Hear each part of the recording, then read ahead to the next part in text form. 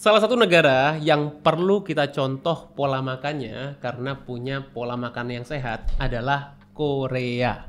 Jadi kalau selama ini kita hanya fokus pada musiknya, tariannya, atau mungkin dramanya, kali ini saya ingin bahas mengenai pola makan orang Korea yang perlu kita tiru supaya kita juga bisa sehat seperti mereka. Gimana caranya? Simak setelah yang satu ini. Halo Sobat Sehat, jumpa lagi bersama dengan saya Dr. Hans di channel kesayangan kita SP30 Health episode panas. Pandu nutrisi tanpa sensor. Dan kali ini saya ingin bahas mengenai pola makan orang Korea setelah saya pernah bahas pola makan orang Jepang yang ini. Nah, jadi ini adalah seri berikutnya saya bahas mengenai negeri yang lain, negeri tetangga kita yang sering kita lihat dramanya atau mungkin musiknya. Kali ini saya mau bahas mengenai makanannya. Dan mungkin buat Sobat Sehat yang merasa, oh saya udah sering makan-makan Korea dok, saya suka Korean food. Tapi kali ini gimana caranya kita mempelajari Korean food yang tradisional ya, karena ini yang sebetulnya lebih baik dan memberikan manfaat kesehatan. Jadi kita akan mulai dari pola makan dulu. Karena kalau kita bicara pola makan itu beda sama makanan. Saya selalu bilang makanan apa yang boleh, makanan apa yang nggak boleh. Nah, ini yang membuat orang seringkali salah kaprah dengan yang namanya adalah kita melihat suatu pola makan secara holistik, secara keseluruhan. Karena pola makan itu berbeda dengan makanan. Pola makan itu kebiasaan yang sudah dilakukan dalam waktu yang lama. Nah, dalam konteks ini pola makan tradisional orang Korea ini disebut sama bapsang. Jadi kita melihatnya secara keseluruhan, bukan cuma makanan-makanan tertentunya aja. Pilarnya bapsang itu ada 4 di sini. Ya, saya bagi menjadi 4. Yang pertama tentu adalah babnya. Bab itu nasi. Ya, mungkin kalau selama ini pernah kita sering dengar kongbab, nanti akan saya bahas ya. Tapi bab itu sendiri adalah nasi sebagai sumber karbohidrat utama. Kok sama dok seperti orang Indonesia? Memang. Nah, makanya kita bisa contoh nanti. Nah, yang kedua adalah kuk. Nah, kuk itu adalah sup atau kuah. Disajikan bersama nasi ya tujuannya untuk membantu mencerna makanan kita ya, untuk hidrasi dan lain-lain. Yang ketiga adalah banchan. Nah, banchan itu hidangan pendamping kecil-kecil yang bervariasi ya, sayur, lauk, acar. Nah, strukturnya itu dalam banchan itu di sini saya bagi ya. Yang pertama ada satu jenis kimchi. Nah, sayuran fermentasi itu yang selalu hadir. Nah, yang kedua adalah jenis namul. Namul itu sayuran yang diolah ringan. Contohnya seperti direbus, dikukus atau dipanggang.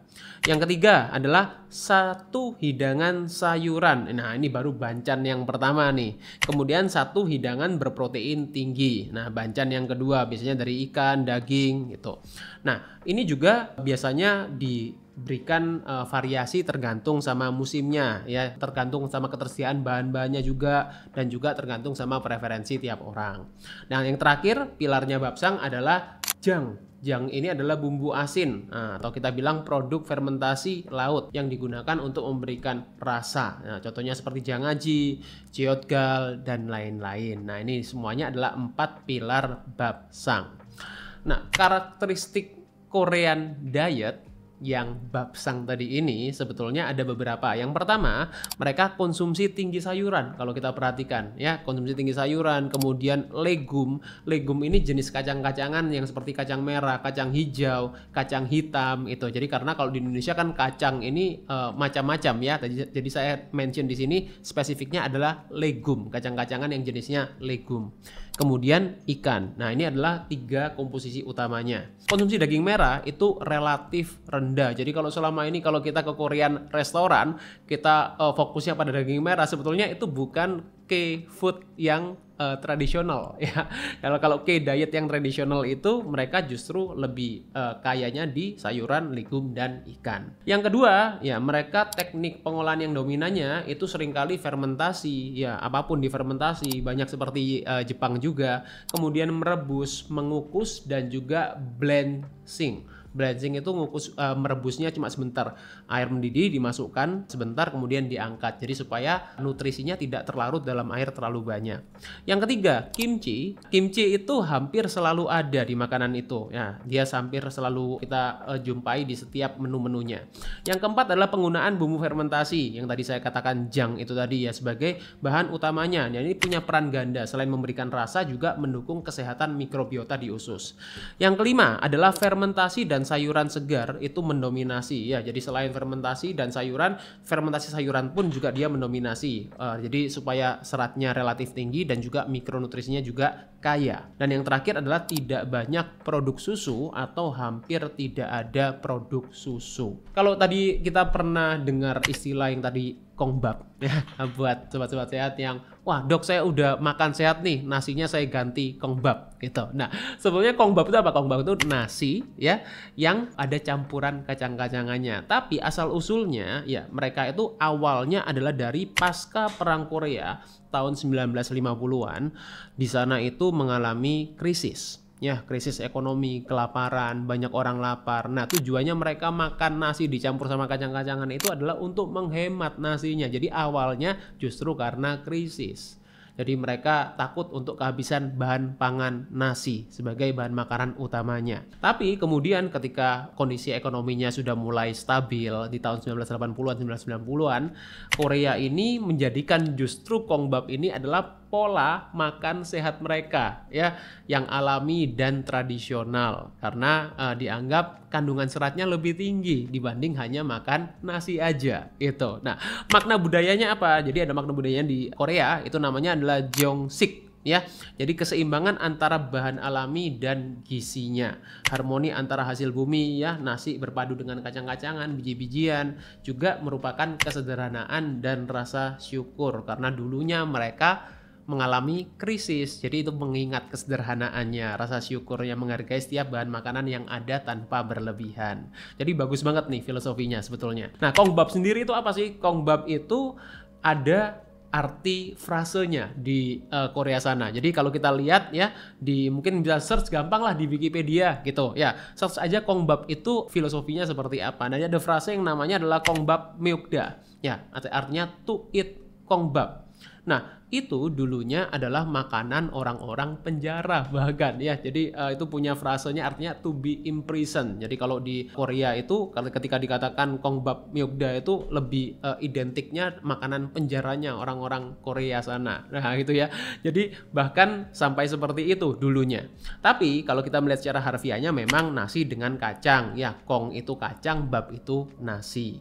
Nah, sekarang kalau secara modern namanya adalah japgokbap atau berarti mixed grain rice ya. Ini campurannya macam-macam tapi paling sering komposisinya adalah beras putih, kemudian beras campuran ya sebagai dasar beras merah, beras hitam, beras coklat, kemudian dicampur sama kacang kedelai utuh ya, baik warnanya kuning, warnanya hitam, kemudian dicampur dengan jelai atau barley, kemudian juga dicampur dengan mile ya, mile sorghum ya, atau biji-bijian kecil lainnya. Jadi supaya makin kompleks, kita dapatkan nutrisinya juga makin banyak ya, seratnya juga makin tinggi. Manfaat kesehatannya apa sih? Manfaat kesehatannya juga macam-macam. Ternyata bukan hanya kita sekedar untuk pencernaan kalau kita bicara serat, tapi pertama adalah aspek kesehatannya kita melihat dari sisi gula darah dan insulin. Ini bisa menjaga kandungan kita punya yang namanya gula di dalam darah.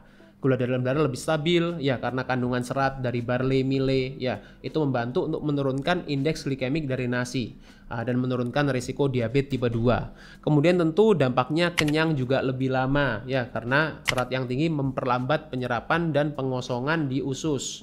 Yang ketiga adalah kesehatan usus sendiri ya, karena dari serat dari prebiotiknya dari biji-bijian dan legum itu membantu untuk meningkatkan pertumbuhan mikrobioma atau mikrobiota yang baik di usus kita. Dampaknya untuk jantung juga ada ya, karena kandungan magnesium, isoflavon dari kedelai itu memperbaiki profil kolesterol. Jadi bukan cuma menurunkan kolesterol tapi memperbaiki profil kolesterol dan tekanan darah. Kemudian kandungan antioksidan, nah itu juga punya sifat antiinflamasi yang terkandung di dalam biji-bijian utuh ya, mengandung polifenol, antosianin ya, ini fitonutrisi, kemudian vitamin E secara alami. Dan yang terakhir juga untuk kesehatan tulang dan darah ya, kacang-kacangan dan biji-bijian itu punya kandungan kalsium, zat besi yang non heme, kemudian zinc, folat ya, yang penting untuk pembentukan tulang dan pembentukan darah. Nah, jadi keunggulan K-diet secara umum itu apa sih? Pertama, variasi sayurannya banyak dan lauknya kecil tapi macam-macam. Itu yang kita bilang di Bancan, itu memberikan diversifikasi gizi yang baik. Yang kedua, fermentasi baik dari sayur-sayurannya ya maupun dari yang lain itu membantu untuk kesehatan mikrobiota di usus kita ya, sifatnya sebagai probiotik. Teknik masaknya yang ringan ya, meminimalkan penggunaan minyak, kemudian meminimalkan panas yang tinggi itu. Jadi menjaga untuk nutriennya itu tetap ada secara sempurna. Kemudian sup atau yang kita bilang cook itu mendukung untuk hidrasi dan penyerapan nutrisi yang lebih baik. Tapi memang juga ada kekurangannya. Kekurangannya apa? Kekurangannya K-diet itu pertama, asupan sodiumnya relatif tinggi. Jadi perlu diimbangi dengan asupan kalium juga. Karena kalau asupan sodium tinggi kemudian kaliumnya kurang, itu yang juga cukup riskan ya untuk kesehatan, terutama untuk pembuluh darah kita. Nah, jadi asupan sodium ini bisa didapatkan dari garam, bumbu fermentasi ya, tergantung sama jenis bancan dan saus yang digunakan. Dan proteinnya juga mungkin kurang, terutama untuk orang-orang yang punya kebutuhan protein lebih tinggi, anak-anak di masa pertumbuhan, atlet ya. Kemudian juga kualitas proteinnya itu juga perlu diperhatikan, terutama untuk orang-orang yang sudah lansia yang butuh nilai biologis protein yang lebih tinggi. Perbandingannya gimana sih dok kalau kita bandingkan dengan pola makan di Indonesia? Apakah dalam arti di Indonesia tuh kurangnya seberapa sih kalau dibandingin? Nah, di Indonesia itu masalahnya apa? Ya, pertama ya sebetulnya banyak kesamaan. Di sini juga makanan tradisionalnya ya, karena nasi, lauk, sayur itu prinsipnya kalau di Indonesia. Tapi cenderung dengan satu lauk utama dan variasi lauk pendampingnya lebih terbatas. Yang kedua, kebiasaan konsumsi nasi putihnya tinggi. Jadi rendah variasi biji-bijian. Jadi nggak punya suatu konsep seperti kongbab. Meskipun di beberapa daerah mungkin ada nasi jagung atau mungkin nasi tiwul, tapi variasinya masih kurang.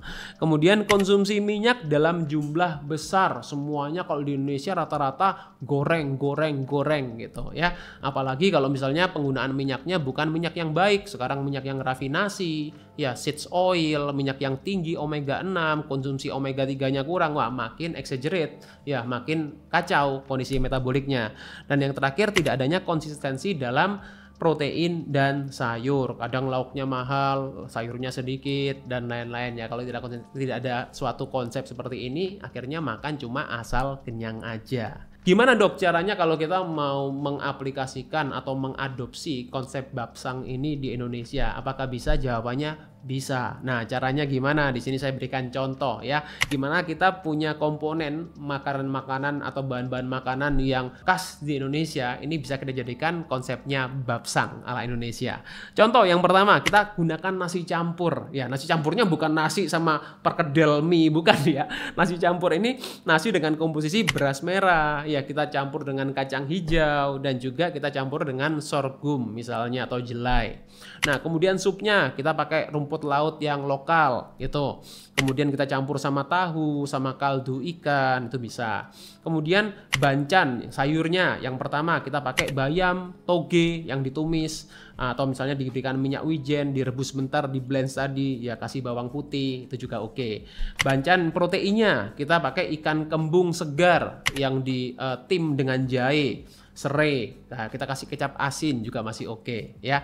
Kemudian bancan yang fermentasi, ya kita bisa pakai tempe semangit. Nah, tuh ya. Jadi tempe yang diberikan garam sama jeruk nipis ya, difermentasi lebih lanjut. Nah, kemudian kita pakai kimchi lokalnya. Pakai apa nih yuk? Kalau kita nggak punya kimchi lokal, kita bisa bikin dari sawi hijau yang difermentasi dengan nanas muda, cabai, jahe. Nah, jadi ada pedas-pedasnya gitu, oke juga.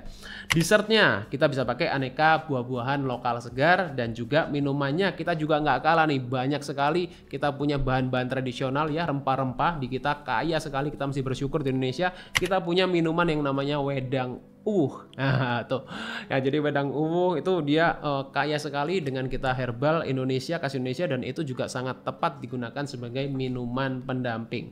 Jadi selama ini kalau kita punya pola makan yang sudah baik tetap dipertahankan. Nah, kalau kita belum punya pola makan yang baik, kita bisa meniru ya tetangga-tetangga, saudara-saudara kita di Korea sana ya, supaya kita juga bisa punya kesehatan yang optimal seperti mereka. Semoga ini bermanfaat dan bisa diterapkan. Stay fit and stay healthy. See you.